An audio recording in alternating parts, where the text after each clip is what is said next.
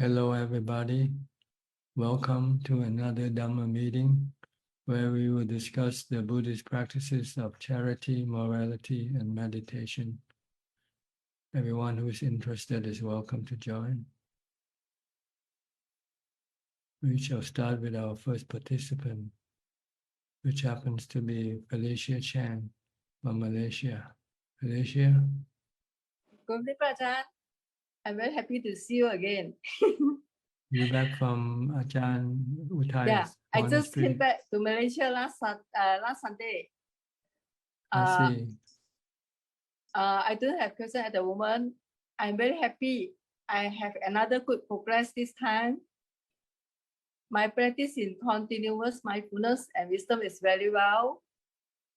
I do not need to rely any object to stay neutral and peaceful. I continue to practice like this. Yes, I will go back again to Chonburi Thai monastery 1 week later and also stay for about a month. Good. Okay. How is Luang Fa Uthai? Is he okay? Not okay. Still cannot talk. Cannot talk. Cannot talk. But does he come out to meet lay people? No. Mm. Just inside the antibacterial room. So you didn't get to see him. I just from outside the room. the room. Okay. He didn't come up. Getting a weight and weight than before. You should use that as a object of contemplation, okay? Yeah. That's why I want to go back again. One day you will be like him. Yeah. Always. But he already enlightened. So you can also be enlightened if you keep, I hope so. if you let go of your attachment to your body. That's why I want to practice hard. Try to see the body as not being yourself. Yeah. There's no you in the body. Go search for you in the body. There are only 32 parts in the body. Yeah. Where are you? Where are you in this body? In the skin, in the hair of the head? Yeah, right. In the skeleton? In the heart? In the lungs? Anatta. Which part is you? No me, no I. No you in the body. Yeah. So why should you get upset with the body? There's a what is it? Part aggregate. This is a defilement. Delusion, moha, Delusion. abhijja. Yeah. And you believe in your delusion. Yeah, that's right. This body is me, this body is mine. And then my house, my children, my husband. Everything belongs to you, huh? Yeah. Then one day you lose everything. That's right. And family, my whole family, family go to a ghost ram. The family go to animal rams. Okay. Okay, thank you. Keep investigating the body. Yeah. Okay. Yeah, I want to investment. This is good investment. 100% profit return. Okay. Good luck to you. Yeah, thank you very much. Okay. Go to Trevor. Hi, Trevor from Toronto. I didn't see Jordan yet. Maybe he's in another page. Good evening, Prajan. It's very good to see you. I don't have any exciting news. It's very cold here in Toronto. We haven't had much of a winter, and now it's cold, but the sun is out. I'm still working every day and practicing. I wish I was practicing more and working less, but that will come soon enough. And reading story of a bhikkhuni. I can't remember her name now, but May somebody. May Chi Kao, yeah, fabulous story. I finished the book about Ajahn Kao. Ajahn Kao. Yes. Yeah, fantastic, very powerful, Yeah. warrior, shall we say, on the path, and I'm very impressed with his story. Very inspired to meditate longer and to follow the path. I'm really enjoying these books, and that's about it. I don't have any brilliant questions today. Okay, no problem. You can maybe later on, if something come up, you can always ask later. Okay. Okay, thank you, Prajan. Good to see you. Good to see you. I'll go to Mike Sheffield first, since he might have to go to work.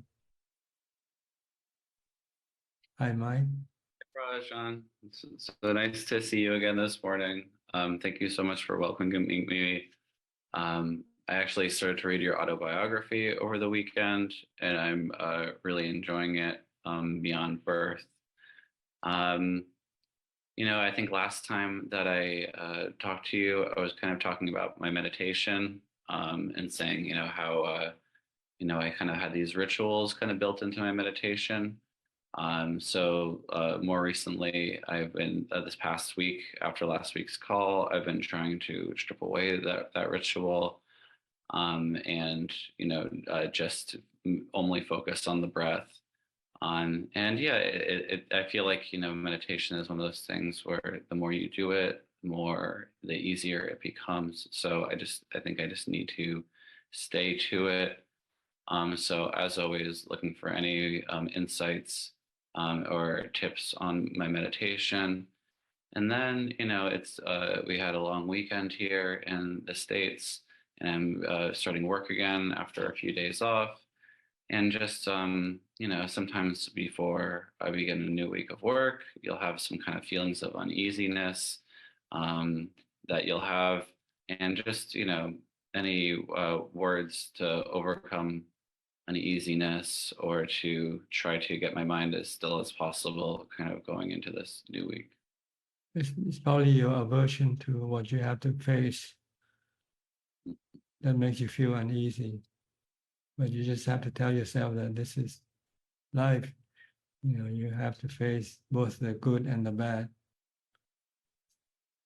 Just like the weather, you have to face, and you cannot do anything about it. But if you can get rid of your aversion, then there won't be any uneasy feeling. The problem is your aversion, craving for non-being, not being there with the situation, like going to work on Monday morning or something like that. But this is life, it's like the weather, keep changing back and forth, up and down. Try to stay calm, equanimity. That's what you need to do. That's what we all need to do in order to cope with the ever-changing nature of things around us. You can't stop them from changing. So try just to be receptive, be accepting to whatever happens. Try to treat them all like the weather. Then you'll be okay. And in order to do this, you need to do a lot of meditation to maintain equanimity. And in order to do successfully meditation, you need to be practicing a lot of mindfulness before that. And before you meditate, you should be practicing mindfulness all the time during your daily life. in your waking hours. Try to stay focused on something like your body. Keep watching your body all the time. Whatever your body is doing, stay with the body. Don't let your mind go thinking about other things. And when you meditate, you find it easy to calm your mind. And when your mind becomes calm, you can remain non-reactive to things. You will have equanimity. So practice mindfulness all day long, from the time you get up to the time you go to sleep. You can recite a mantra if you like, Bhutto, Bhutto, to stop your mind from thinking. Or if you can focus on what you do and prevent the mind from thinking about other things, that is also okay to do. The goal is to reduce or stop your thinking as much as possible.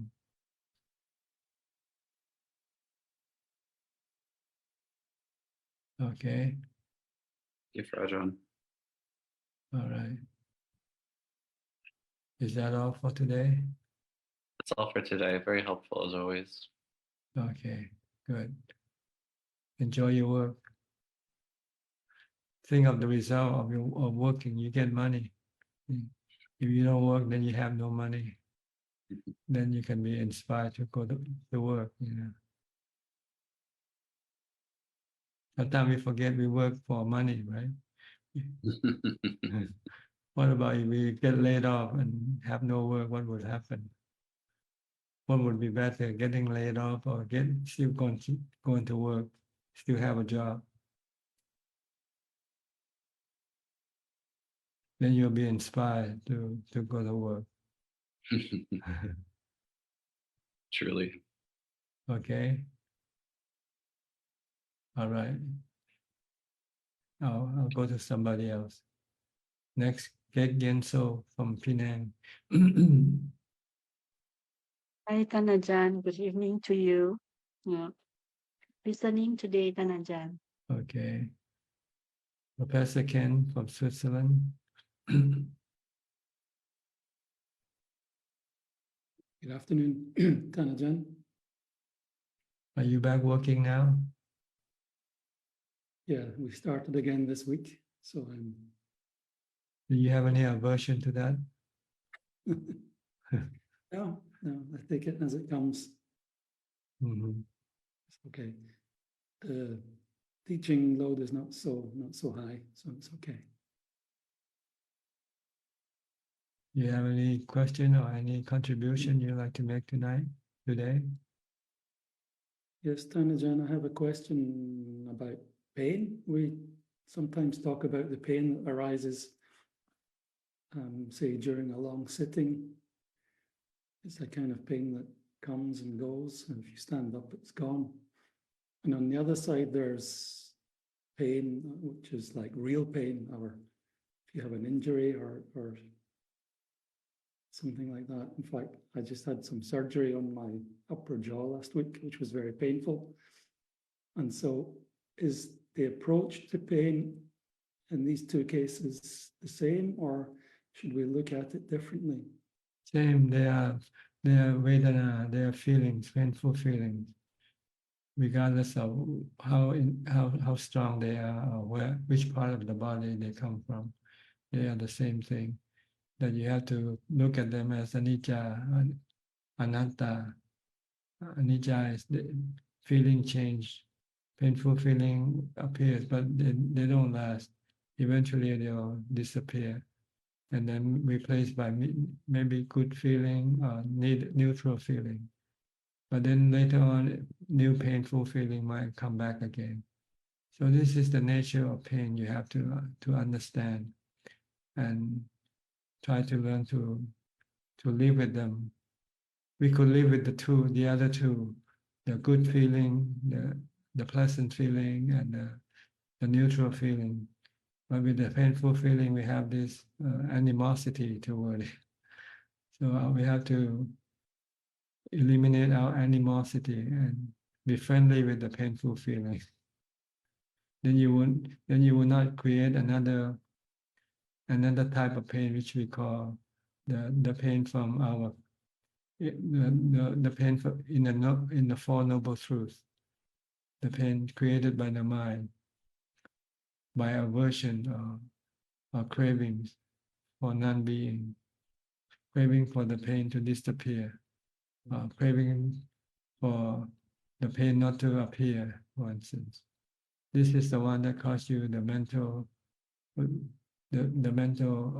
pain, which or stress, anxiety, worry, agitation, like restlessness. And this you can prevent this by teaching your mind to accept the physical pain, the pain from the body, as being anicca. They come and go as they like, due to conditions. If there are conditions for them to come up, they come up. And when there's no condition for them to arise, they disappear. They are anatta, they're natural phenomena which you cannot control. The only thing you can do is to accept them for what they are. And then if you can accept them, then you will not create any stress, the mental pain. Your mind will not be, your mind will be calm and peaceful. Even your body might be experiencing excruciating pain. So when you have painful feeling and you start to have aversion, you can use the mantra to help stop your aversion. Just keep reciting Bhutto, Bhutto, Bhutto, Bhutto, Bhutto. This can stop your desire or your craving, your aversion. Or you can use wisdom to teach you that this is something you have to go through, whether you like it or not, painful feeling. When they come, they come. It's like a storm. What can you do? You can only hunker down and wait for the storm to pass. Then you won't have any stress or restlessness or agitation in your mind.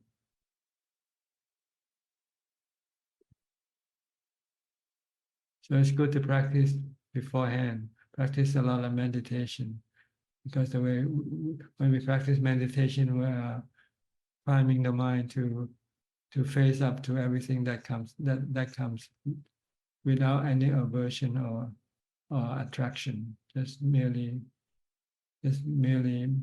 knowing, accepting, without having any craving for being or not being. The goal is to stop our cravings, the cause of our stress, of our anxiety, of our restlessness.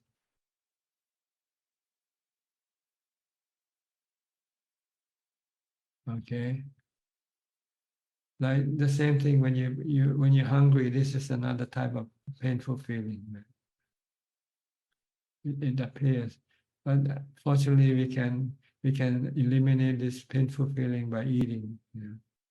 But what happens if you happen to be fasting, or you happen to be in a desert somewhere without any food? What you're gonna do?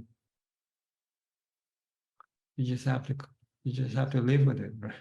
That's what you do if there's no food for you to eat. So if you can teach your mind not to react, not to crave for food when there's no food, then there won't be any mental suffering.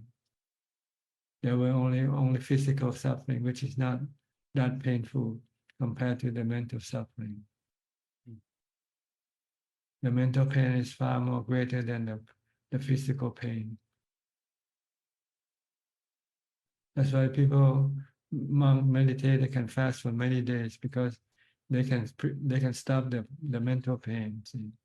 So once they stop the mental pain, the urge or the craving for food, then the mind becomes calm and peaceful, and the pain from hunger from the body is very minimal. So they can live with the hunger pain.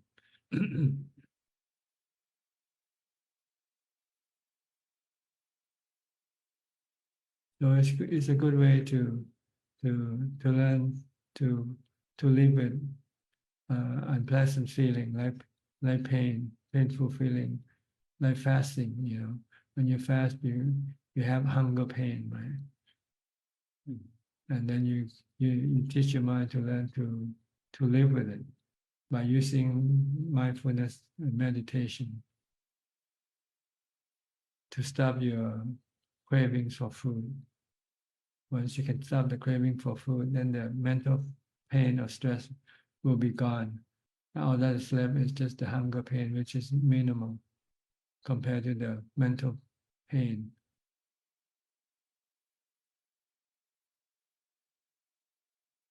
So the goal is not to get rid of your physical pain. You cannot. The goal is to get rid of your mental pain that are created by your desire or your craving for the pain to go away, or for the pain not to appear, not to arise. This is more painful than the physical pain itself.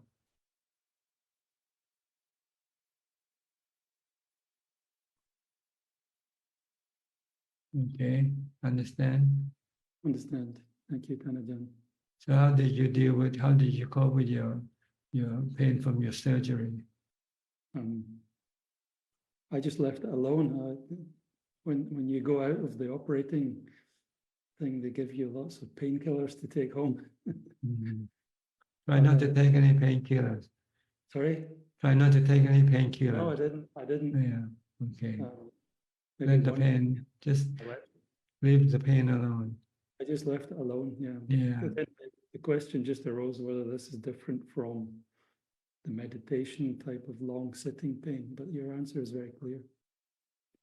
Okay, good. Is that all? So, Ajahn, thank you very much. Okay. Philip from Malaysia. Good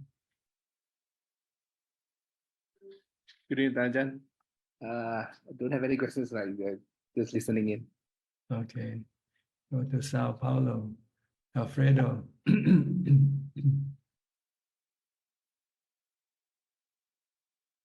Hi, Bante. How are you? Okay, good. Good. Okay. No problem. No, No yeah, dukkha. yesterday I went to the medical and the woman doctor say to me, I have cancer. Cancer. Yes. But I think it's not cancer, but I think only a polyp. I have polyps. Yeah, polyps. Okay. But she say, you have cancer. Oh, but You don't believe her. I say to her, I'm a Buddhist. I'm not have ego. So you're not afraid of cancer. Yes, I have. But it's normal. More, I do any exams, but I think it's not. I don't know. What if it is? What would you do? What? What if it is cancer? What will you do? If I have cancer? Yeah, what would you do? Nothing, but it's normal, nothing. Okay, just My remain. my mother had cancer. Okay. My grandfather, grandmother have cancer too. Many people have cancer, no, but Yes. So you don't feel. I have to enlightenment I see. before, no, but before I have to enlightenment. Sotapana, Sakadagami, Yanagami. Yeah. If you are Sotapanna, then you won't be afraid of cancer. Yes. Sakaya Jiti not appear. That's right. No me, no self in the body. Yes. Good. It's not, You'll find out when the result come back, whether you are Sotapanna or not. yes. No doubt about this. No doubt about Dhamma. No doubt about word. No doubt. No doubt is very difficult thing, but no doubt. Yeah. No doubt in the Buddha's teaching, the truth, the Yes. Four Noble Truths. Yes, yes. Okay. I think, but is important to thinking about noble path and Four Noble Truth, because the renunciation is appear more, né, Bante? Nekama. Mhm. Nekama is more height, né, Bante? Is more strong, né? The problems not appear, né, Bante? The thinking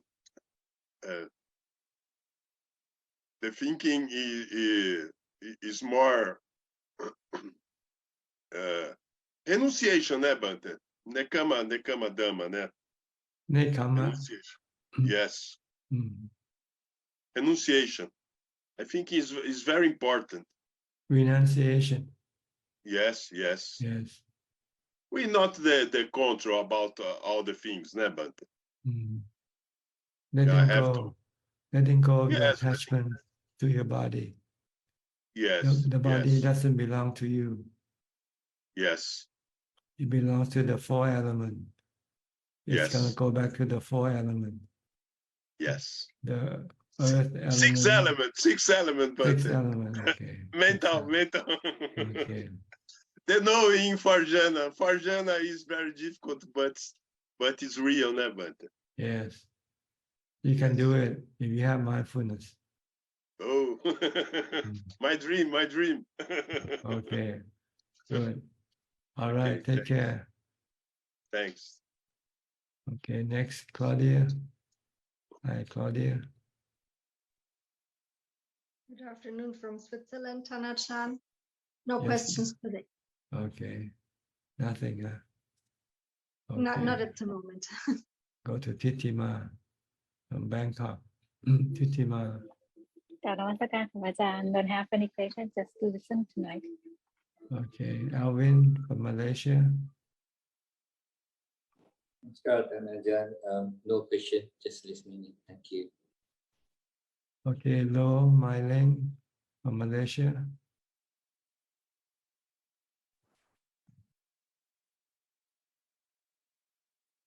Can you speak? Ajahn. Yes. Maybe one question from my side. If we meditate, when we close our eyes, where we place our eyeball? You don't worry about it. Just close your eyes and then just focus on your meditation. Because these days it seems to I have some problem actually, like where to place my eyeball. I don't know why I have this problem lately. When do you sleep, where do you place your eyeball? Never thought of that actually, Okay, but so during don't meditation it just comes. Don't think about it then. Just like sleeping, just like going to sleep. You forget about your eyes, just close it and then just keep focus on your meditation. Whether you use a mantra or watching your breath, just keep doing that. Your defilement just keep pulling you. So don't pay attention to these thoughts. Understand, Rajan? Thank you. Okay. Is this your first time in here or second time? Second time. Second time, okay. Where are you in Malaysia? Kuala Lumpur? Kuala Lumpur, yes. Okay. I'll go to New Delhi now. Delhi from Rajat. Hi, Rajat. Hi, Tanajan. What can I do for you tonight? Well, I was wondering about the lesser Sotapanna, the Kula Sotapanna. How does one know if one has been able to, attain that state? Or how does one attain it? One, let go of the body, for instance, knowing that the body doesn't belong to you, not you. You are not the body. So why should you worry about your body? You are the other half of the twins. We are twins. The mind and body are twins. Unfortunately, we cannot see the mind because the mind is invisible. The one who knows, who thinks is the mind. And it is attached to the body. But whatever happens to the body doesn't affect the mind, doesn't happen to the mind. So you have to understand this, and then you will not then be afraid of dying or getting sick, because it is the body, it's not you who's getting sick or die. Can you do that? Can you apply that theory in practice? I think, yeah, through the practice of meditation, Yes. that is the When thing we when try you to. meditate, you stop your mind from reacting or attaching to the body, clinging to the body. Yes, Ajahn. So whatever happens to the body, just think of it as happening to somebody else. Not me, not mine. Not me, not mine. I'm not my body is not me. But you have to experience it, because you're connected with it. That's all.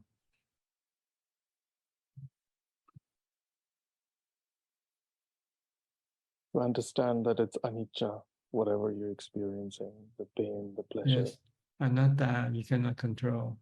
You cannot stop it from happening.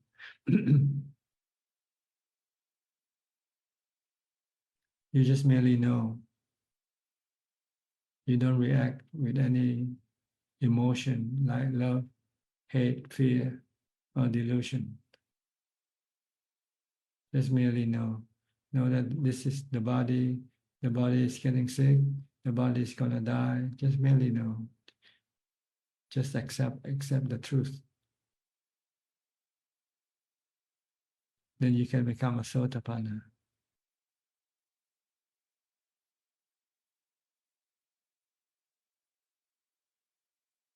As you become a sotapanna, there is the experience of nibbana, or the momentary experience, isn't that, Ajahn? Oh, it's not complete nibbana, it's partial nibbana. Like the moon, it's not a full moon yet, it's just a quarter moon. Right. When you become, your first stage of enlightenment is like being a quarter moon, partially bright, but not completely bright yet. You have to move up the ladder, go to the next level, next 3 levels before you reach the full moon level, full enlightenment. It's the next being the sagadagami and then Yes. yanagami. The Sakidagami, you have to reduce your sexual desire, your sexual cravings. And the 3rd level, you have to eliminate your sexual craving entirely.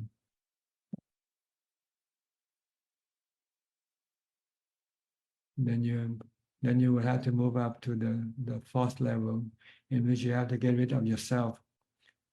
Yourself is still lingering in the mind. There's still a lingering feeling that the mind is me, I am me.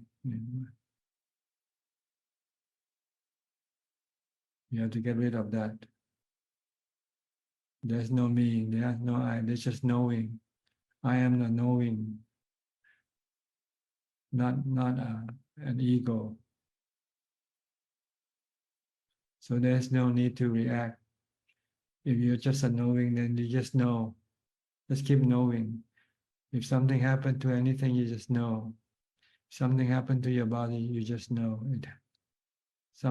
Something happened to your house, your possession, or whatever. You just know. You just don't react with any emotion.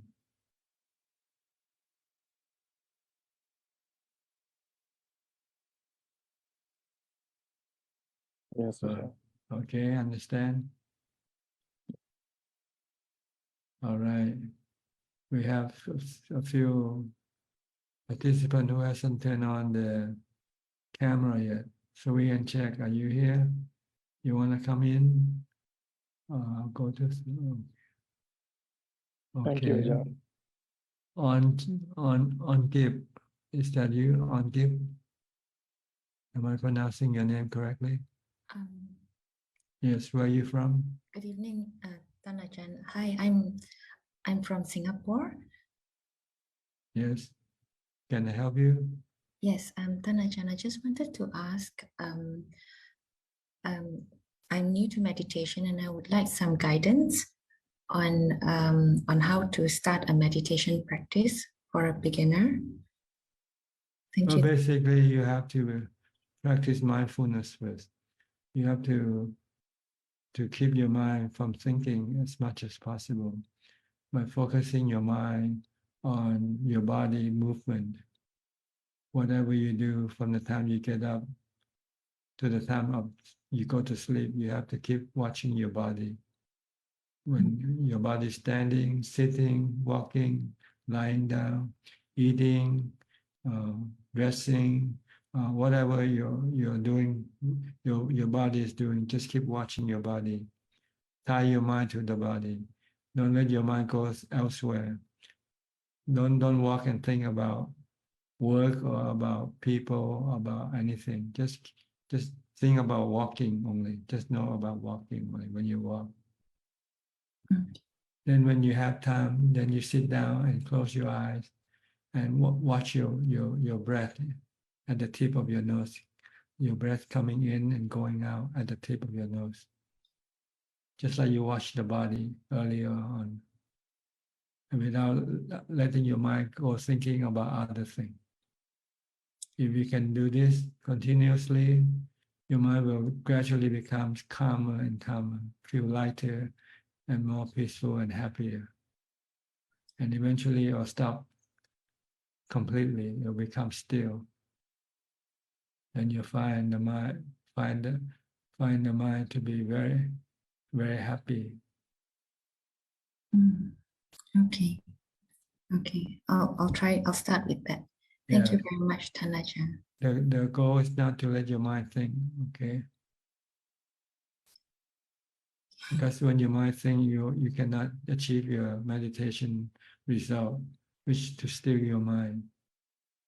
Okay. So basically, just to watch my Body. watch my body. From the time you get up, as soon as you open up your eyes, look at where is your body now. It's lying down. Okay. Now you're getting up. You're sitting. Now you're standing. Now you're walking. Now you go to the bathroom to wash your face, to brush your teeth. Just keep watching your body activity without letting your mind go thinking about what is today, what am I going to do now, and so forth. And you have to eliminate all these unnecessary thoughts. If you really have to think, then you maybe sit down or stand and don't do anything, and then just keep watching your thought and think until you finish thinking. Then stop thinking and then continue on with your body working on something else, doing something else. Okay. Don't do and think at the same time. Don't do work and think at the same time. Yeah. So if I'm working, I just. Yeah, if you're working, if you can think about what you do, but not about any other thing. Try to keep your thought in the present with your body. For instance, if you're walking, just thinking, I am walking, I'm stepping with my left foot, my right foot, and so on. But don't think about who am I going to meet today, what's going to happen tomorrow. You try not to think about this thing. If you really have to think, then stop doing anything first, and then watch what you have to think, and think until you finish thinking. And then continue on with your whatever you have to do with your body. Okay. And then when you have nothing to do, then sit down, close your eyes, and watch your breath. Okay. And don't think when you're watching your breath. Just think of your breath only. I'm breathing in, I'm breathing out, breathing in, breathing out. If you want to think, or if you don't want to think, just know that the breath is coming in, the breath is going out. The less thinking, the better. Understand. Okay. Thank you very much, Tanajan. Okay. Next, Will. Hi, Will. How are you? Hi, good afternoon, sir. Thanks for taking this call. What a great pleasure to meet you again. Yes. Could you tell me about the Paritta chanting? As I understand, the Buddha used that for protection purposes. Is that correct? I'm not sure whether that's correct or not, but it's believed, it's popular belief that the Buddha used. I think the Buddha used wisdom more than using the Paritta. Could you talk about the protection then? Because he was obviously trying to protect people against something. I'm not really well versed on this aspect of the Buddhas. From what I understand, the Buddhas teach us to protect ourselves, to protect our mind. We can protect our mind, but we cannot protect our body. And how do you suggest we protect our mind? By calming your mind with wisdom and with mindfulness. Because the danger that affect the mind is much more worse than the danger that affect your body. And are there forces outside that you need to be protected against? No, you cannot do anything with forces outside. You have to let them be. Yes, sir.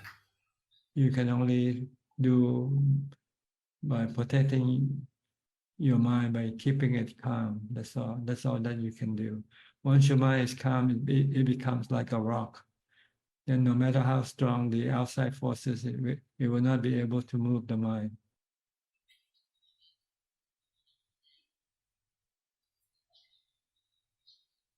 So the mind will have no fear of anything once you can keep the mind calm and peaceful.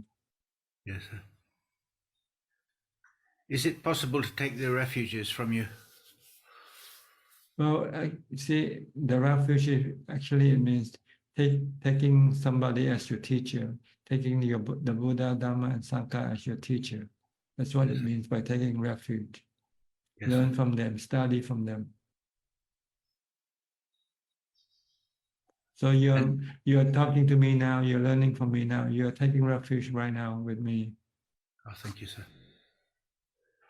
But there's no need to go to the ritual, that you're taking the refuge from the Buddha, the Dhamma, and Sangha. This is just a ritual. You have to do the actual thing, is to study the teaching of the Buddha and the teaching of the noble disciples. Yes, sir. Thank you very much. I really enjoy your Pindapat. It's a very beautiful, really lovely occasion. So I thank you for putting that on the video every day. Very, very beautiful. Thank you very much. You have to thank the team, the assistants who do this work. They are all volunteers, and I didn't ask them to do it, but they just did out of their heart. Yeah, it's a lovely ceremony. Thank you, sir. Okay. I hope you have a good day. Thank you, sir. Okay. Next, Sri and Czech, you still want to come on? See your name on, okay. Sri, all right. What can I do for you? Yes, Czech will come later. Greeting Tanajan. I have a questions. What is an unworthy, painful feeling? Unworthy, painful feeling. Yeah, from the Satipatthana, when we contemplate feelings. Unworthy. Yeah, unworthy. Yeah. Mundane, supramundane. What? That one I'm not sure, but I do know it's a unworthy, pleasant feeling. As opposed to what feeling? As opposed to unworthy, pleasant feelings. That is, I believe, is a jhana, right? But then unworthy, painful feelings, I'm not sure about this. I know feeling have three types of feelings. Pleasant feeling, painful feeling, or neutral feeling. That's all they are, just the three feelings. In regarding to the physical part, physical feeling, there are only three feelings. Yes. When you're hungry, you have a painful feeling, right? Yes. When you finish eating, you have a full stomach, then you have a pleasant feeling, right? Yeah. Okay. And when you're neither hungry nor full, then you have a neutral feeling, right? Yes. So that's all the three feelings we have in the body, as far as the body is concerned.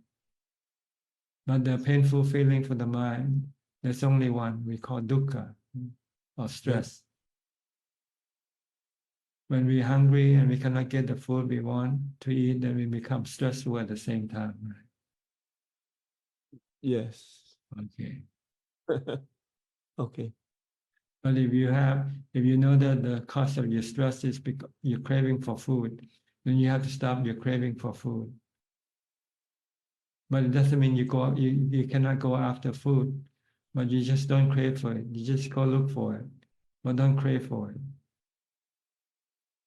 Look for it. If you can get it, fine. If you cannot get it, that's also fine. Then you will have no stress. Yes. Okay. Okay. This is another. This is a mental feeling, not the physical feeling. Mental feeling. There's only two: either pain, either dukkha, either stress or no stress. Right now, you don't have any stress, right? Yes. No. Okay. But when you start to look at your financial statement, you may start to have some stress, right? That's the mental stress. Yeah. But then the feelings like from jhana, so there's the pleasant feeling, but there is the mind pleasant feeling. They don't call it feeling with jhana. It's just because it's just it's a what we call a feeling that arises from no action of the mind. The mind becomes calm and peaceful. We don't call that. I think there's sukha in when you do jhana, right? When you're in the first jhana, you have piti sukha. I don't Yes. know. This is, I think, mental feeling, not physical feeling. Oh, okay. Yeah, but then dukkha is kind of like the mental, right? It's the mind. Mind like crave for this thing and we couldn't get it, then we feel dukkha. That's right. Because you feel stressful or you feel sad and disappointed. This is not physical feeling. This is mental feeling. Which we can eliminate by stopping our expectation or desire for things. If we have no desire or expectation for things, then when we don't get it, we don't feel sad. We just, because we didn't expect anything or desire for anything.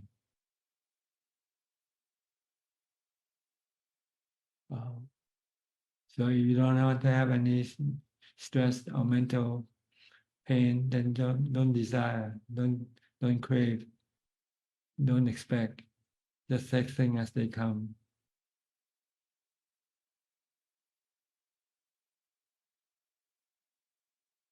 Okay. And then when you get to jhana, then that's the sukha. I'm not sure what it's called. When the fourth jhana, it says there's only ubekkha, equanimity. But there is also mentioned that the best form of happiness is the happiness from a calm mind. So that's ubekkha is a mental happiness also. But I'm not sure how it's different from the sukha in the first jhana. Okay. And then for painful feeling from the body, we can stop like craving it from mind, but then from painful feelings, we just have to accept it, right? That's the body. That's generate from. Well, like when you're hungry and you got no food, what you gonna do? I go and eat. You can't find any food. What are you gonna do? You're lost in the forest somewhere. Go crazy. Okay, that's mental feeling. See. Going crazy, that's mental stress. See. So you don't go crazy, you stay calm. Then the painful feeling from hunger will not bother you. See. Oh, it's there, but it's not okay. Yeah. You can live with the hunger. The Buddha fasted for 49 days.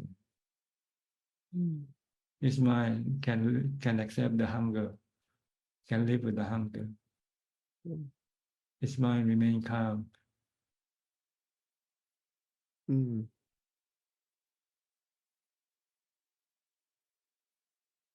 Because he had no craving for food.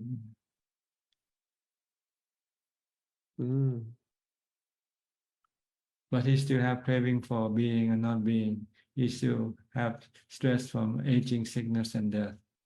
So he realized that by fasting cannot get rid of this stress from craving for not being old, not being sick, not dying.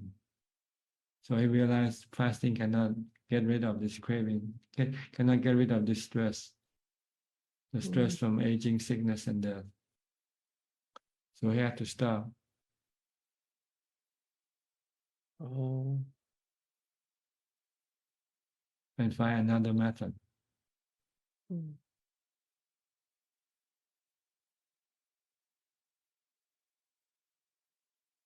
Okay. Okay. So I just leave it aside then from the Satipatthana about the unworthy, painful feeling. That's why. Yeah, just know that there are only 3 types of feeling. Sometimes maybe the message got lost in the translation. Yeah. Because it's 2,500 years already, and it might have been translated through many different translators. By the time it gets to us, it's something unrecognizable anymore.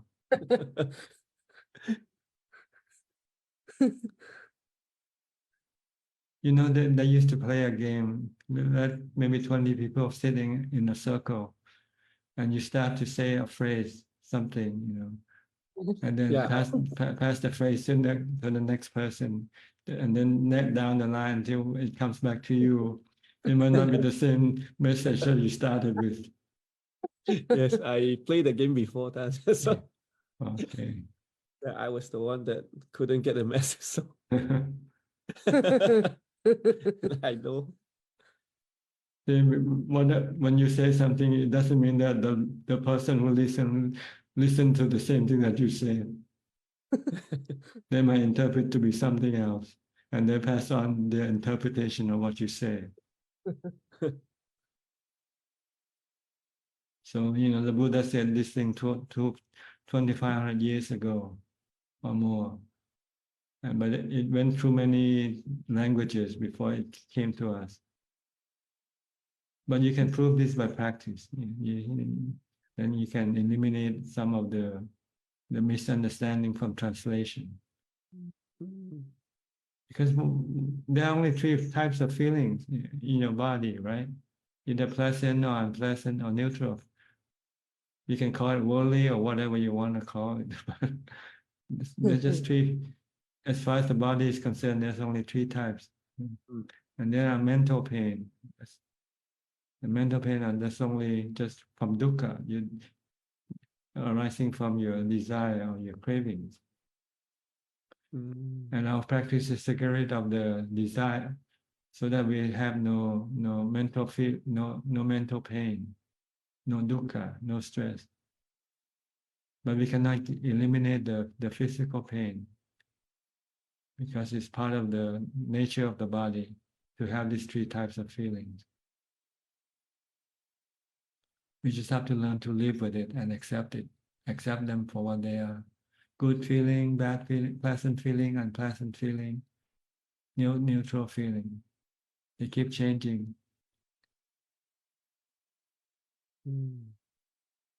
They come and go, take turn.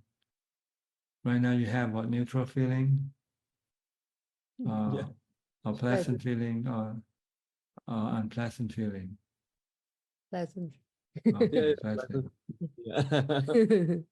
Okay, maybe later When you do some work, you get tired. Stress then, coming.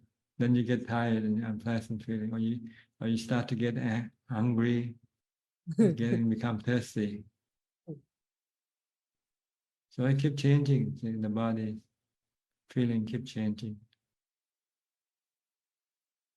and we try to keep it pleasant, but sometimes we cannot. Even our goal is to keep the pleasant feeling, right? Yeah. But then sometimes we get sick. Then what happens? The pleasant feeling disappear, and then the unpleasant feeling stay. And you try to get rid of it, and the harder you try, the more stress you are creating for your mind.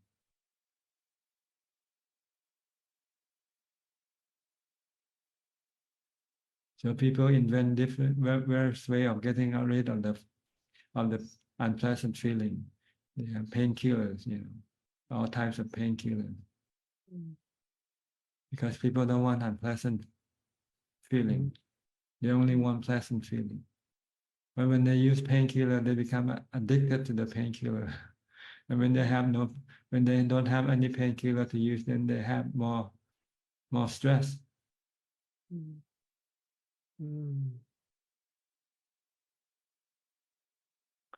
So try not to use any painkiller. Use the Dhamma medicine better. Use mindfulness and wisdom. Calm your mind and accept the physical unpleasant physical feeling. It comes and goes. It doesn't last forever. And even if it lasts forever, you can live with it if you wanted to.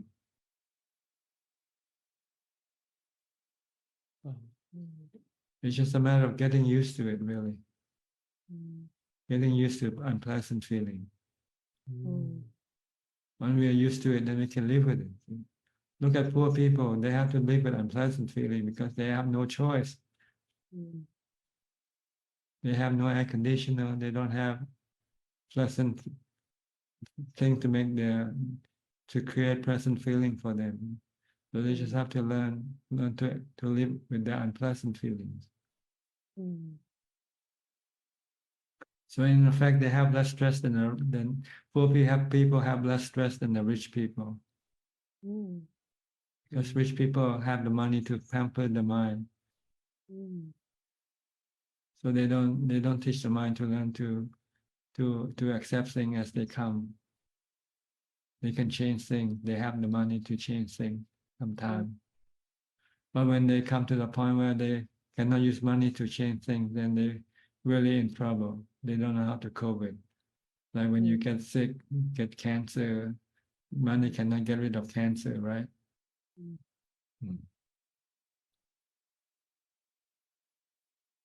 It's better to use Dhamma, but Dhamma medicine is to calm your mind and accept everything that comes. Accept all types of feelings.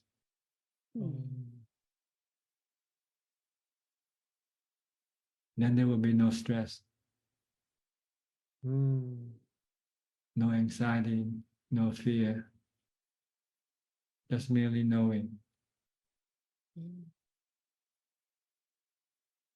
Okay? We have more people in the room now, so I'll move on. Yeah. Thank you. Thank you, Dada. To Belinda from Singapore.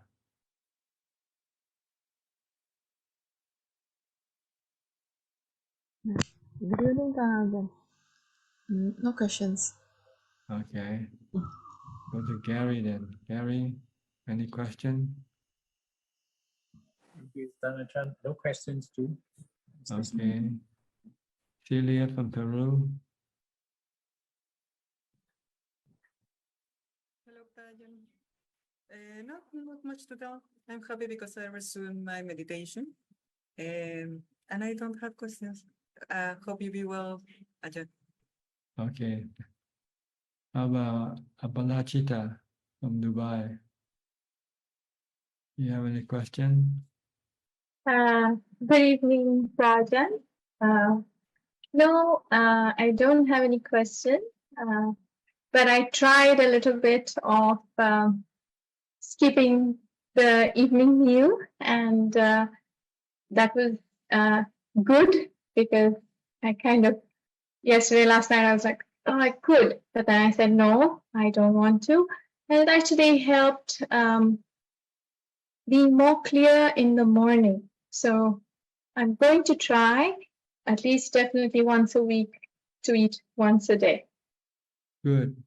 Yeah. You'll find it very beneficial both for your body and your mind.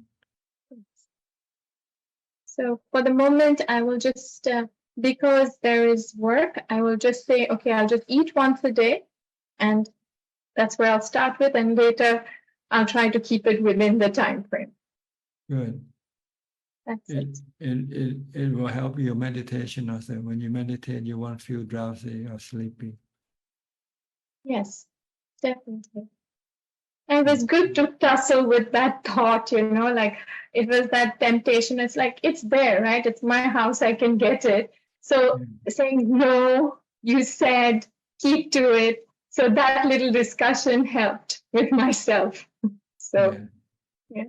Okay, good. That's it. Otherwise, I'm continuing my best to meditate within this circumstance. Yes. This is the way to advance in your practice. You have to use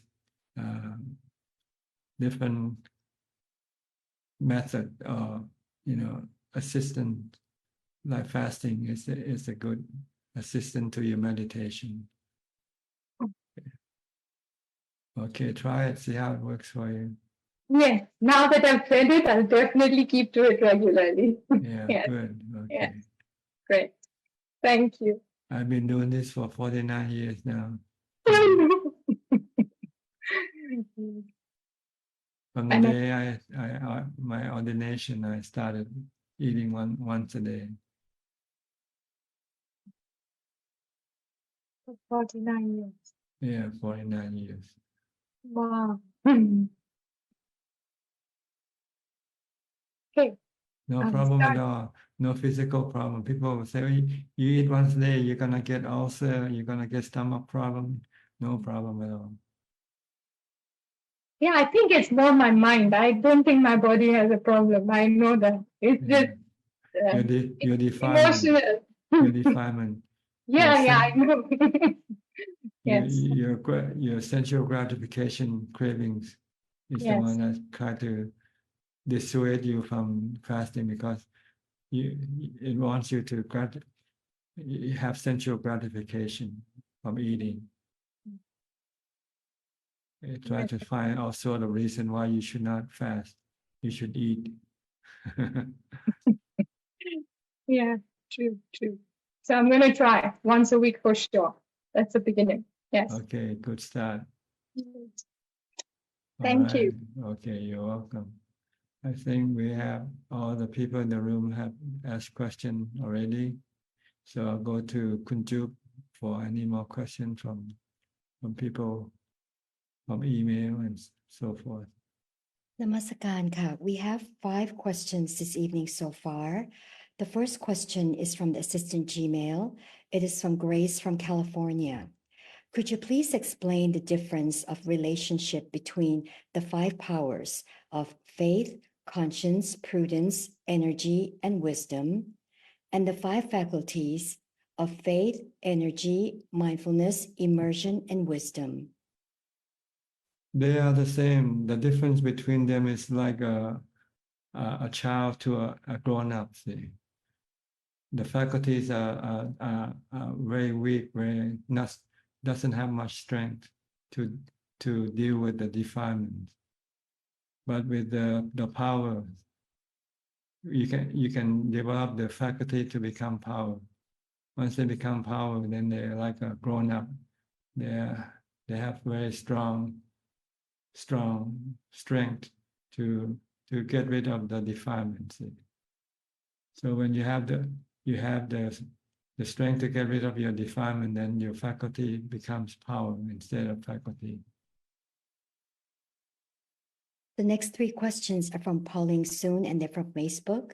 The first question is, Ajahn, how do I maintain sitting longer when there's no pain in the body and the mind just doesn't care, but it just stays awake? Can Ajahn please show me the way? Thank you. If you want to stay longer, just then recite Bhutto or do some chanting. And the next question is it listening to Dhamma talk can help to progress in meditation? Well, Dhamma talk gives you many aspects of the teaching. You learn from listening to the Dhamma talk. So there are many different practices that you have to know. You have to know how to practice morality, practice charity, and also practice meditation and wisdom. You need Dhamma talk to teach you these methods. And the next question from Pauline Soon is, can Ajahn teach me how to become a serious meditator? Become a monk? Yes, go become a monk. And the last question from Malik, which part of the body is mine? I will always try to remember this. It is so important to me. Can you find yourself in the body or not? Go search it in the body. The body has many different parts. Go through all the parts and ask yourself, which part of this body is me? Is the hair of the head belongs to me? Am I the hair of the head? What happened when I shave my head, my hair? Where am I after that? If the teeth, are the teeth me? When I pull out my teeth, do I disappear with the teeth or not? So you go through all the 32 parts and you discover that there's no you in the body. You're not in the body.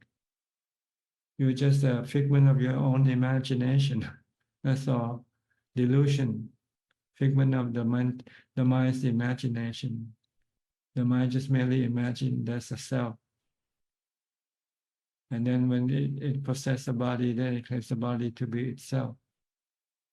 But truly there's no self in anywhere. Not in the mind, not in the body. That is all, Ka. Okay.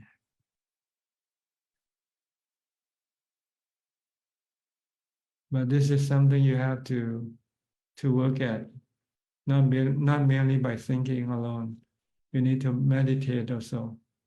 When you meditate successfully, your mind will be separated from your body temporarily. Then you say, oh, the body is gone from the mind. The mind has no awareness of the body at all when the mind becomes fully calm and still. All that is left is just the knowing. Even the thinking disappears. And you start to see, yes, it's the thinking that creates the self. Right? When I don't think, then the self disappears with the thinking. All that is left is just the knowing.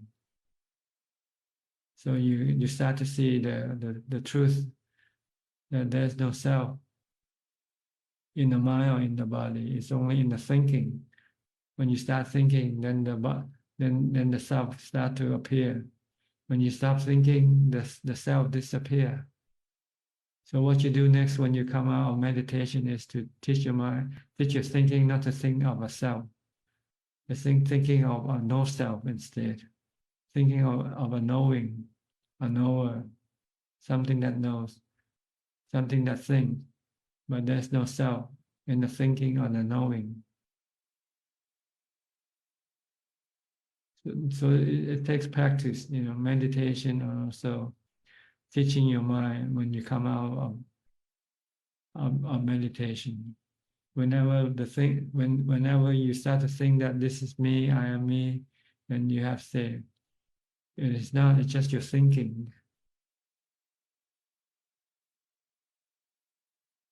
Your thought is like a fiction writer, fiction writer.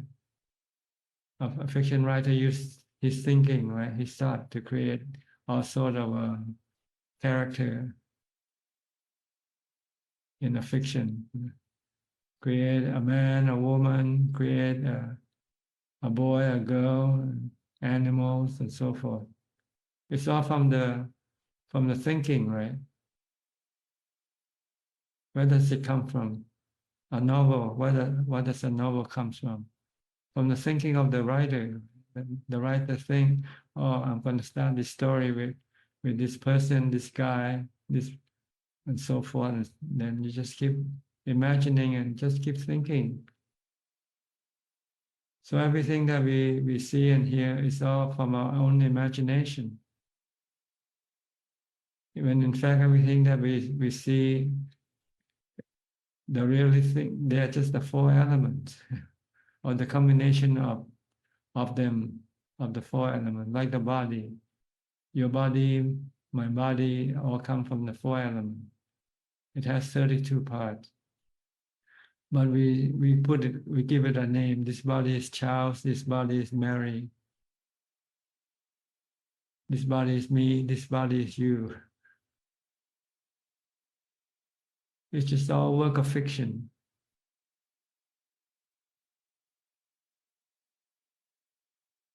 You see what I'm getting at? When you stop thinking, then you stop creating fiction. When you practice samadhi, when you enter into jhana, the mind stops thinking, then the fiction stops. No fiction. All that is left is just the knowing. The writer of the fiction stopped writing. The thinking stopped thinking.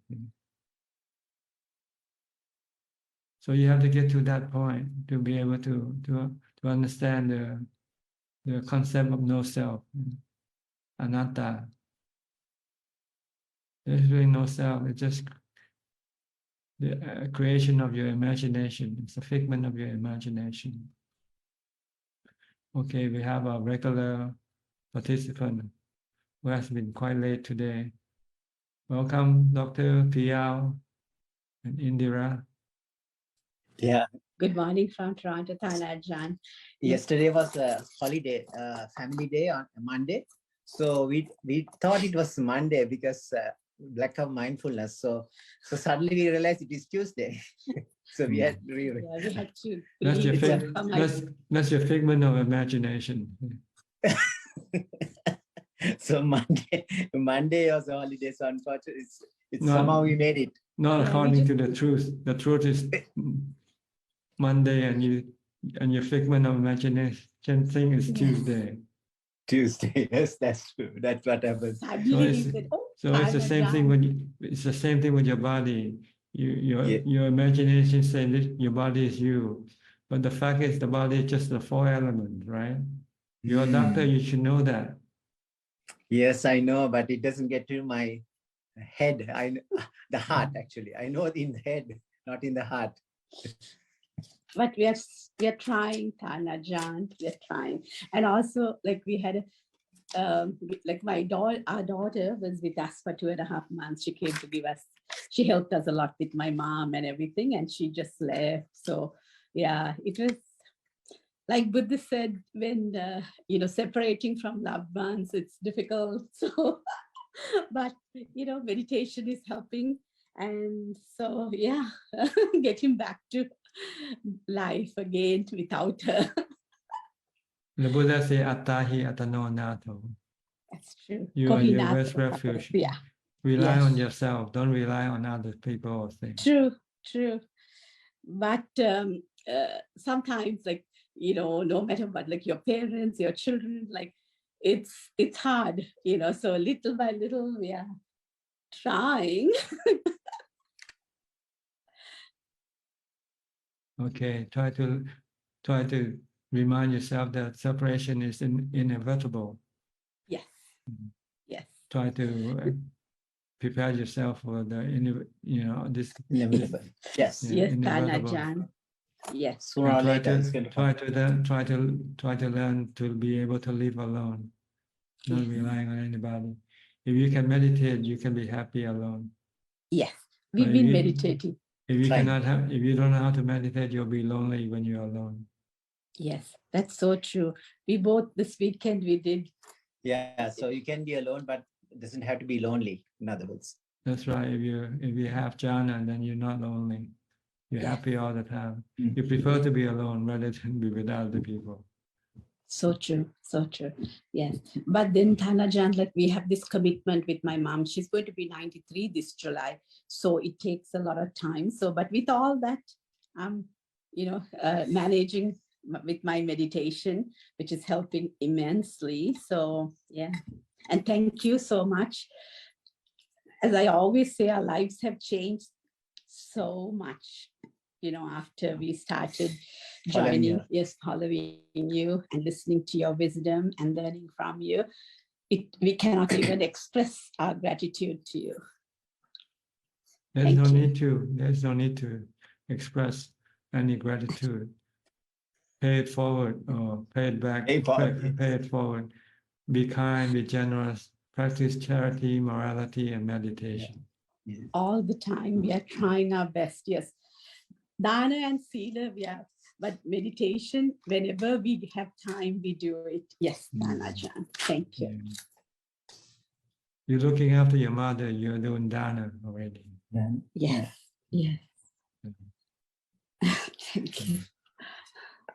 I have a comment if you have time. Sure, we have plenty of time today. Yeah, it's I think Suyen Chek asked about the unworldly dukkha, or like that's called, I think translated niramisa dukkha, the niramis sapa vedana, dukha vedana, adukkama sukha vedana. So niramisa dukha vedana is like a unworldly, like worldly is like, say, if you're looking for food, you go to a restaurant, it's closed. So that is worldly dukkha. And niramisa is unworldly, is like you have jhana, but you suddenly cannot get into jhana, or so that beyond the five senses, that niramisa dukkha is like unworldly dukkha. I mean, maybe it's also a bit of restlessness towards the end of the path. Two, it's a bit of suffering, subtle suffering. Perhaps that's beyond the five senses.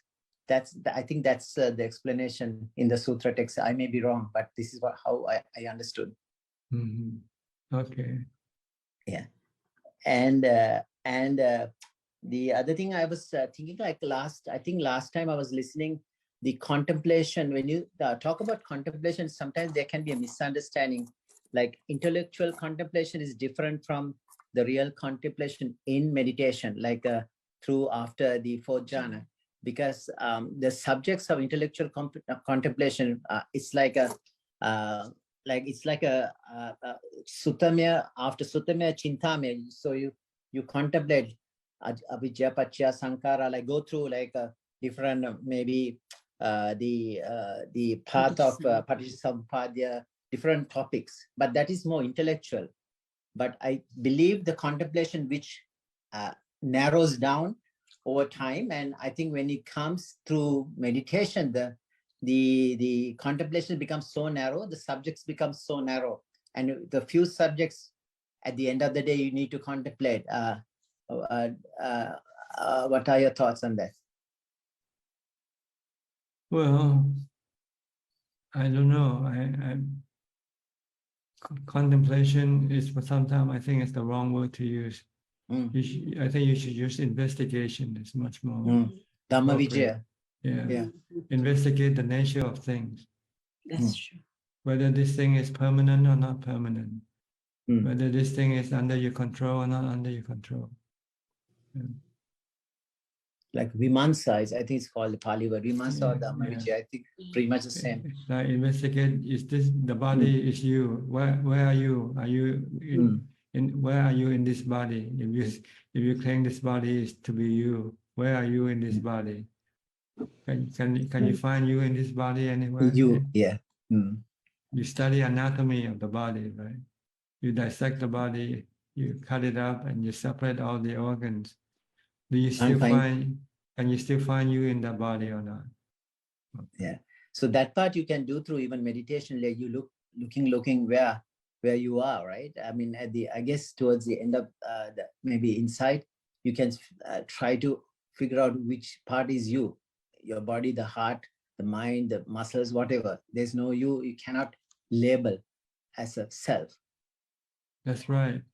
It's like before, in ancient time, people believe the world is flat. But it has been proven wrong, right? That the world is round. It's the same way the Buddha proved that the body has no self. The body is just made up of the four elements.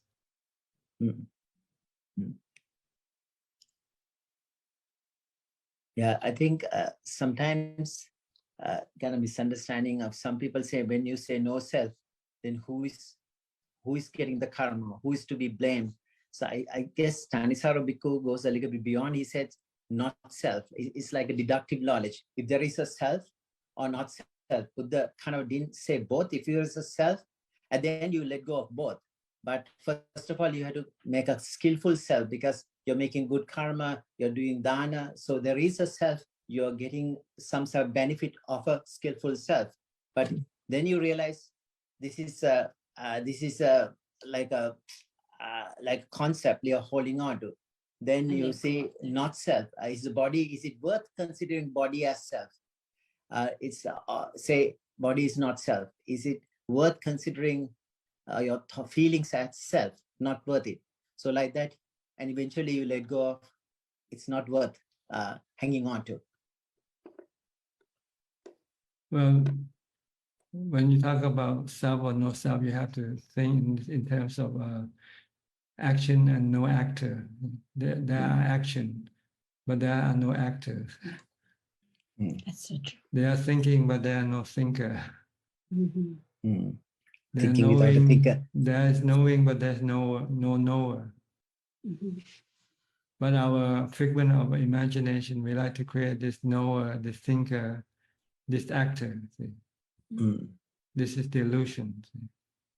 The truth is there's no actor, but there are action.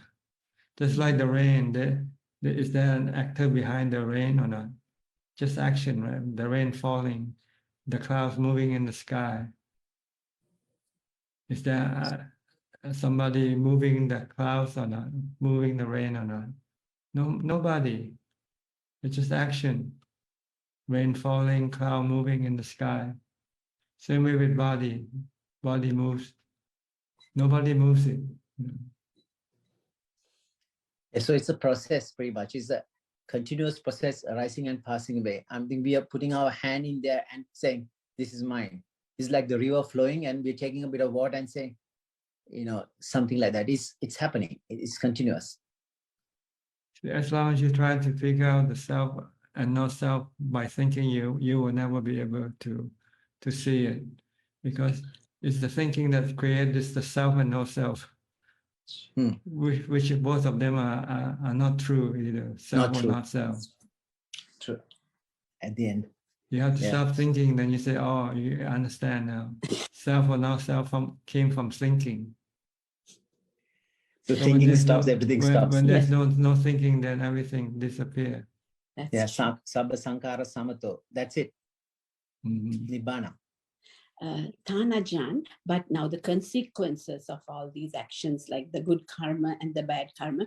So the time of death, so the stream of consciousness passes on. So is that like that's then you have a self. That means you're considering you have a self. You're carrying on, right? You're getting another birth, but there is no self. There is no need to worry about it. It's all action, but no active.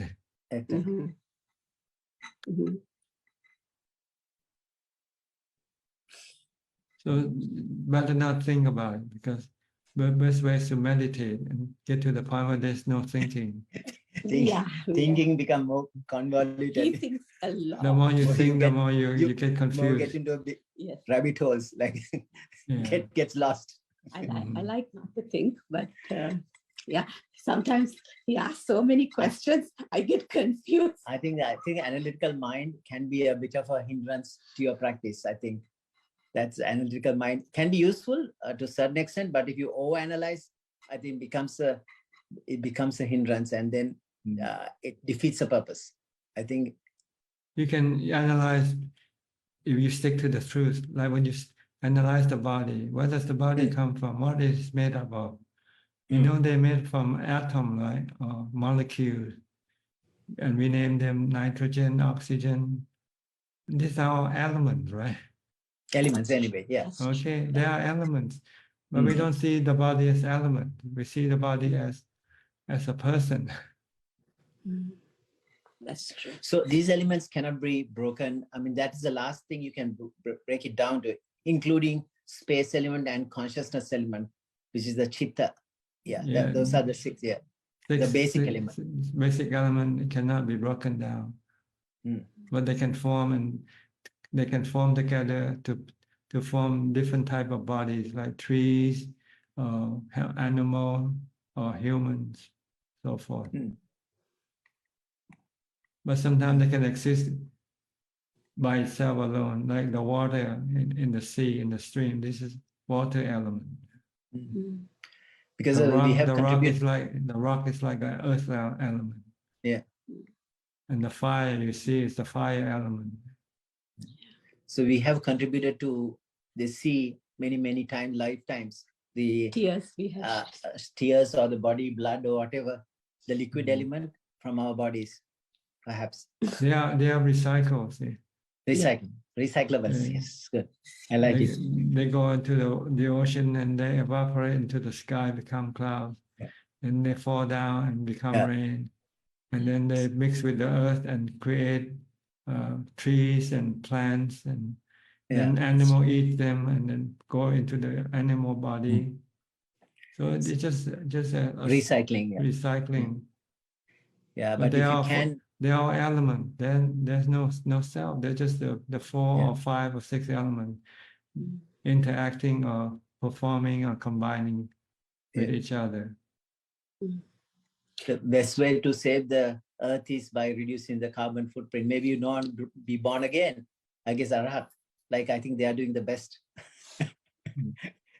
There's no less carbon footprint, right? Once you're gone, you're gone. You cannot save the earth. The earth is bound for destruction one day anyway.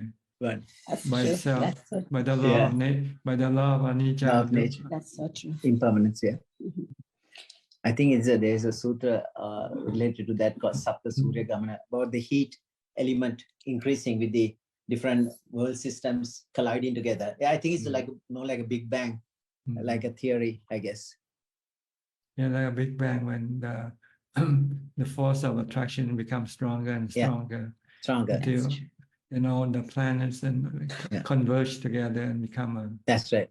So Samvata Kalpa, like going into a black hole or something. Yeah, I think the Vivata Kalpa is like expanding. Samvata Kalpa is come together. Yeah. The universe is either expanding or contracting, right? Right now it's on the expanding mode, right? Expansion, yeah. But it's very scientific. What Buddha said, and it's a way it is. Like the scientists understood the same way. Ajahn, I just want to ask you something. You said Buddha was fasting for 49 days. Now, what we learned, they said Buddha did Dushkara Kriya, that is like austerity for 6 years or something. 6 years he gave. In books, I think we have learned that. So no, not 6 years.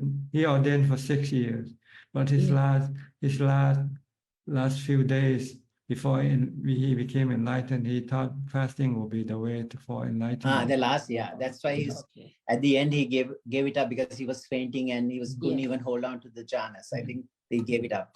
He didn't fast it for 6 years. No, he just No, we also thought 6 years because they say Atta Kilometer. Yeah, so maybe austerity. Maybe he ate something. A fruit falling from a tree close by. Yeah, like minimal maybe, but didn't fast, I guess. Okay. Because there's no one to give dana. Yeah. He just didn't go on bintabat. He didn't go on collecting alms. Yes. He decided not to take food, except water. I think he has to drink water. Yeah. Without water, he wouldn't be able to last for 49 days. Yeah, the day before Sujata. The milk rice story. And that's high energy food. Maybe he ate a few more meal than just one meal from Suchart. But the sutta just didn't mention the story. That's true. And go ahead. That's fine. No, I think the time is. No, there's still time, but I just thought maybe if somebody else would like to ask any questions, sure, please. They're welcome to raise their hand, just in case if anybody else would like. Oh, Kunju have some more questions? Okay. We received 2 questions from Samanji and another 2 questions from Facebook. Number 1, did Buddha ever mention in any of his suttas that daughters are born to parents who violated the 4th precept? I haven't heard of it anyway. I cannot say whether he did or not, since there are so many suttas in the Tripitaka. But And the it's not relevant. It's not really important. The next question, did the Buddha directly express any views on the comparative worth of being born as a man versus being born as a woman? I'm not sure whether the Buddha said anything about this, but generally it's believed that to become enlightened is much more better to be born as a man than a woman, because to become enlightened you have to live a life of a recluse, and you have to live in the wild. And for a woman to be able to live in the wild alone, that will be almost impossible. The next two questions are from Pauline Soon. Are the five aggregates the mind's enemy?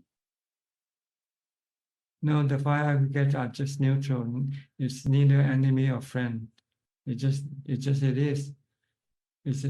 just the mind that becomes attached to the aggregate, and then then get suffering from the mind's attachment to the five aggregates. And the last question from Pauline Soon is, Ajahn, please explain regarding the realization of the three characteristics, anicca, dukkha, anatta, in the process of meditation. Thank you. Well, you don't do this in meditation. To realize the three characteristics, you have to investigate. This you do when you're not meditating.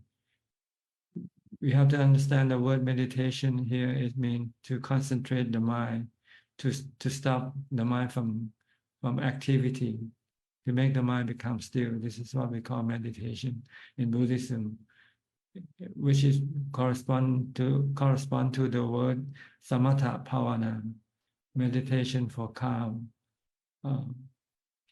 Why another word is vipassana, some vipassana bhavana.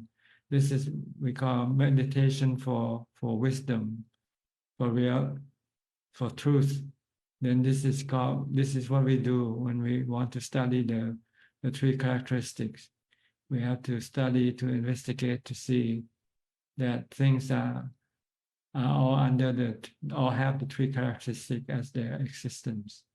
Like the body is anicca, impermanent. It changes from birth to death. Yeah? It never remains one second the same. It keeps slowly changing. It's anatta, it's something that not under anybody's control. No self in the body to control the body. If you want to control the body, if you want to stop it from changing, you can get dukkha, because it's not possible to stop the body from getting old, getting sick, or die. If you wanted the body to stop from getting old, getting sick, and die, then you get dukkha of suffering, mental suffering. This is something you have to study, not meditation. When you meditate for calm, you want to stop thinking. You want to concentrate your mind on one object, such as your breath, to stop thinking, to make the mind to become still. So there are two types of meditation in Buddhism: meditation for calm and meditation for wisdom, for truth. Maybe the word meditation is not the right word, because meditation in the West could mean so many different things. So maybe we should use the original word, Pali word, samatha bhavana and vipassana bhavana. Samatha bhavana is calming the mind. Vipassana bhavana is teaching the mind to see the three characteristics of existence in all forms, in all things that exist. Is this clear enough? That is all, Ka. All right. You have any comment on this, Dr. P.L.?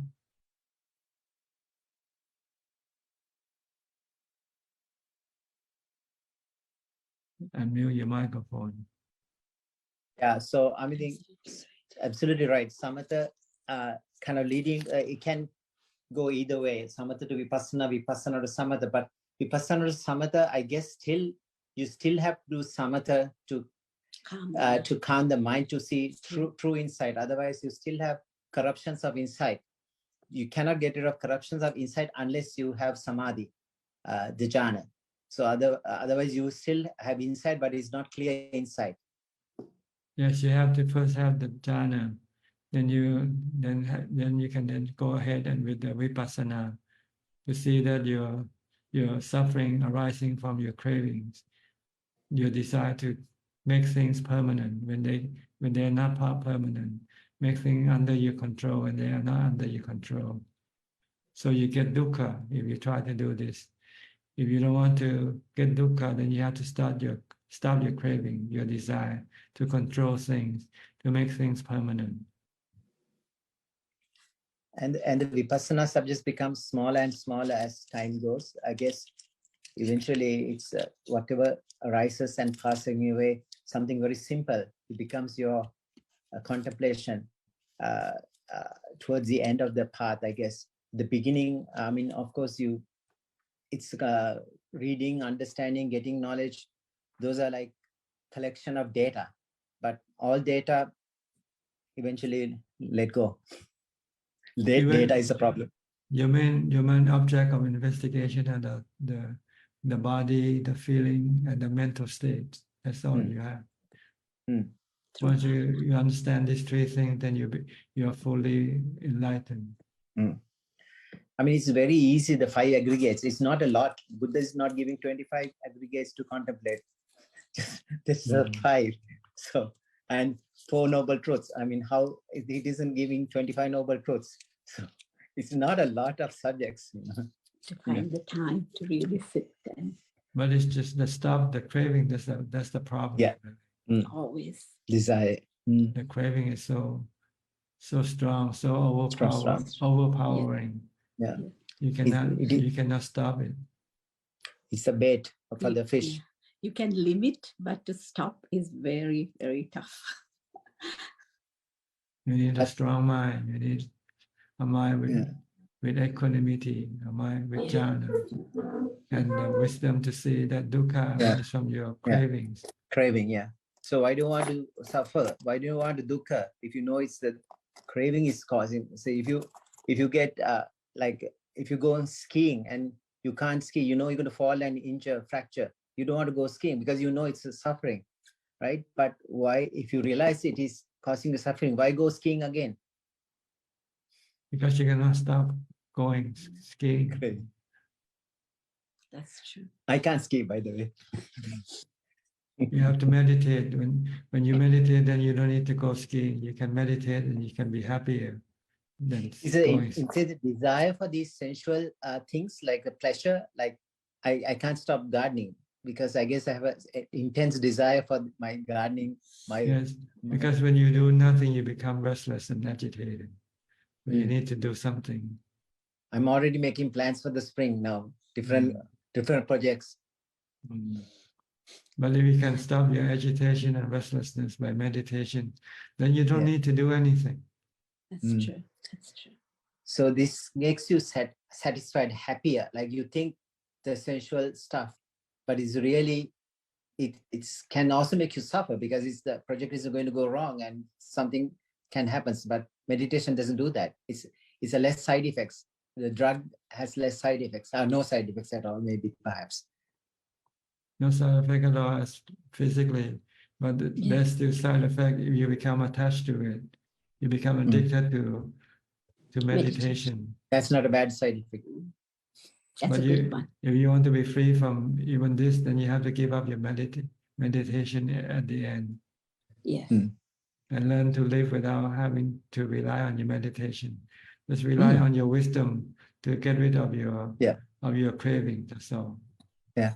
So do you need like more of samatha practice as like when you at the start when you have to give up your sensual pleasure cravings? Once you get rid of your sensual cravings, craving for pleasure, then you have to stop relying on your meditation to make you happy. Yeah. Because it is not permanent either. So more insight have you, less samatha you need. More vipassana you develop, less samatha you need. In other words. I don't know. I just okay. Very, very hard to. Thank you Okay, so sorry. much, Ajahn. I don't Okay, that's fine. That's fine. You know, but sometimes I just don't know how to answer it. Sorry, no, it's okay. Sorry. Okay, Aparachita, you raise your hand, please. Go ahead. You can speak. Yes. Prajna, I had a question. That is, sometimes, I mean, I know you, like, you've never really done, or you never encourage a kind of sort of a guided meditation within our Zoom group because you think it should be more personal.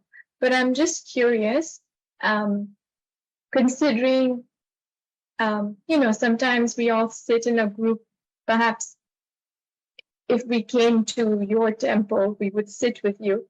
Would you ever consider perhaps giving us a short guided meditation, or if not, why? Because you can do it yourself. Why rely on other people to guide you when it's so simple? Just like when I taught the woman from Singapore how to meditate. I already give you the advice, and just take up the advice and do it in your room right now. Why do you need to have other people sitting around with you? It's not a social activity, meditation. It's a solitary activity. But for beginners, you don't know how, you feel that you need somebody around you to encourage you, to support you. But in fact, it's not. You do it yourself. You do it alone. Okay. I might sound harsh or not being kind. I'm sorry, but No, not at all. I'm just curious. So, but I understand you're giving us more that internal responsibility. It's not about sitting and, yeah, I understand. Absolutely. Yes. learning, when you learn, you have to study from other people, from a teacher, how to meditate. Yes. Once you know how to meditate, then you go do it alone. The Buddha said, go find a quiet place, like sitting under a tree and meditate in the fourth Satipatthana Sutta. He didn't say go in a group and meditate together. He never said that.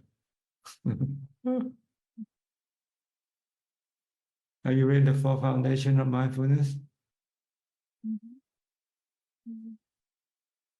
Okay. Okay, great. Thank All you. right. Okay. Alvin, okay. Alvin, you raise your hand.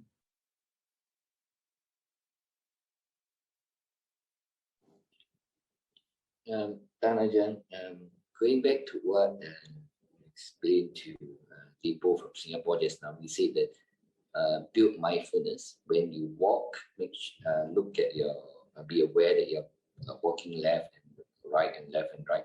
And when there is thoughts coming to your mind, just stop and think about it. Then, you know, when the thoughts go away, you start walking again. Does this apply to walking meditation as well? When you walk, when the thoughts come to your mind, do you stop walking?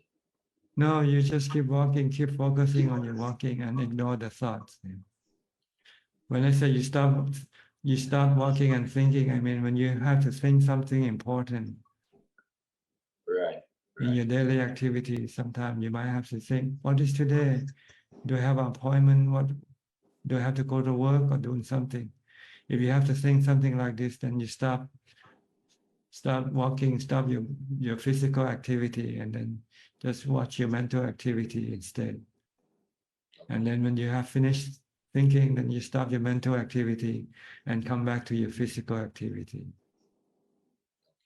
So for walking meditation, it's different. The thought comes, just ignore it and continue walking. Yes. Unless you have to think of something important, maybe then you stop walking and then focus on your thinking.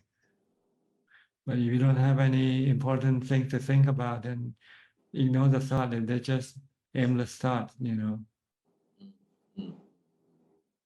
But usually it will be aimless thought when you do walking meditation. Then don't pay attention. Just keep focus on your walking. Okay, so basically just brush it aside and continue. Yeah, just continue on walking, watching your watching your steps. Or if you use the mantra Bhutto, Bhutto, just keep reciting Bhutto, Bhutto as you walk. Okay, understood. Thank you. Very clear. Okay. Anybody else have any more questions? Okay. Maybe that's about it for tonight then, okay? Everybody happy, I hope. Thank you for your company, and I hope this meeting is beneficial to you and can help you in your practice. In the meantime, please be safe, stay mindful, and keep on practicing. And if all goes well, I'll see you all at the same time next week. Thank you and goodbye. Oh, I'm sorry, Sulan, I didn't give you a chance to talk. Maybe next time. Okay. Bye. Thank you, Ajahn. Theron Sanai Tan Ajahn. สาธุเจ้าค่ะ Thanks, Edmund. Thanks. Good night, everyone. Good night. Bye everyone. Take care.